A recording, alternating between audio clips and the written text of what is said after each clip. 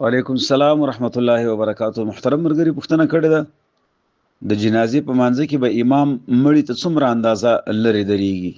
محترم مرګري مستحب ادا ده چې کله امام هغه مخ کې سیو د جنازې مونږ ور کوي امام دومره فاصله کې چې د مړی سینې طرف ته برابر وي، خي طرف ته سر راسي د مړی او چپ طرف ته پښې راسي، نه ډیر لري او نه ډیر د سجوختو سره معمولی فاصله کې بور سره دري.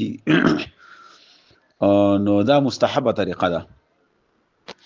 دا ما سره در مختار ده حشد ابن عابدین ويقوم الامام ندبا بحذاء صدره، سینې ته مخامخ دريږي او د چې د مړی خي طرف د مړی سر د امام خي طرف ته راسي او پښې چپ طرف ته راسي، نو نه به ډیر لري دريږي ته نه او نه به ډیر جوختو سره دريږي، معمولی فاصله کې به سره دريږي.